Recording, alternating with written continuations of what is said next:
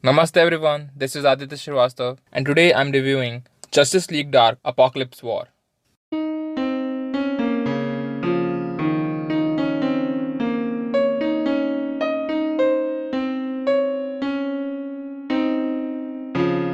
Let's discuss the plot a little bit.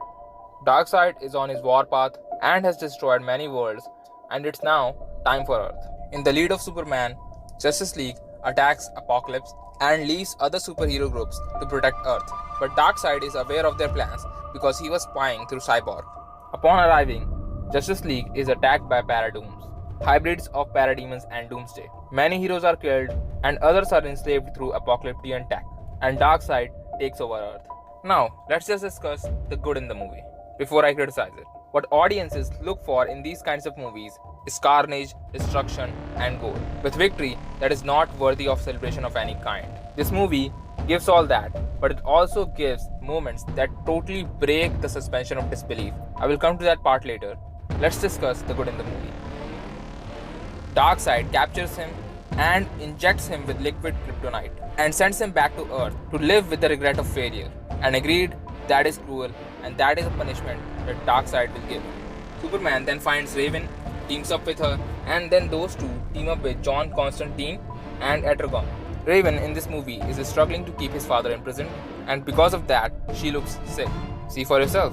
After being defeated, Lex submits to Darkseid and he starts working for Darkseid. Batman is brainwashed and becomes the main slave of Darkseid. And Batman gets to sit on the Mobius chair, meaning he becomes more like Metron, which has happened in the comics. Also, Darkseid attacks Oa and destroys the Green Lantern Corps. Basically, Darkseid terminates every possible threat.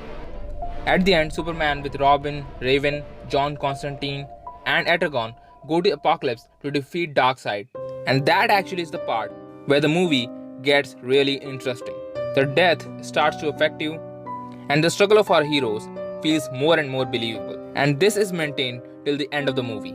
Seeing JLA members being enslaved by Apocalyptian tech is tough. The most heartbreaking scene in this movie is when Damian dies in the arms of Bruce. If you're sensitive enough, it will make you cry. That's how good the scene is. All emotions come to surface. Trigon takes over the body of Superman and fights with Darkseid. That fight scene is the best fight scene of this movie. I will call him Trigon Superman. But yes, the silver bullet in this movie is John Constantine. He makes it all work. But in terms of his acts, he is nothing special.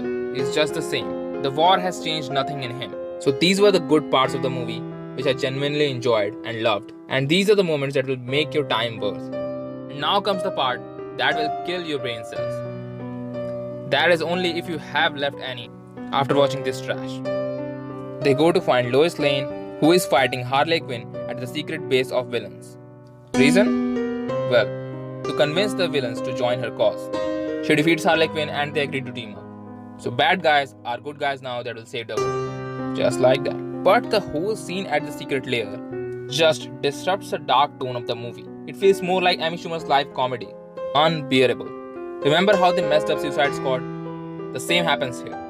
Just tedious expositions and fight scenes from characters that you don't give a damn about and did not even expect them to survive in the first place. This makes Darkseid look like an absolute fool, having such technological edge, and yet you can't make sure all the resistance is dead. Keep in mind, he got Batman on his side.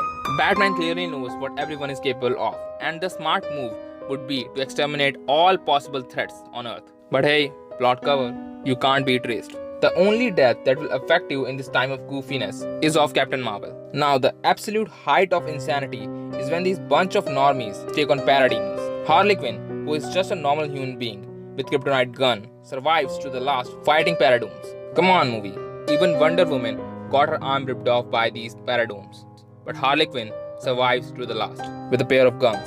It feels as if the writers powered down the Paradooms just to have a fight with Suicide Squad. I mean, it's fiction, but at least keep the level of threat constant. So these are the parts that I find disturbing. First is the enforced silliness of Suicide Squad that weakens the dark tone of the movie, and secondly, overuse of plot armor. Other than that, the movie is really good and gives what the title promises. If you want stars, I will give it 3 out of 5. This movie is a good time pass, that's all. The Flashpoint paradox is more impactful than this, so don't have high expectations. So that was the review. Thank you everyone for watching this video. Like this video and subscribe to my channel. Comment below if I have missed something. Thank you and namaste.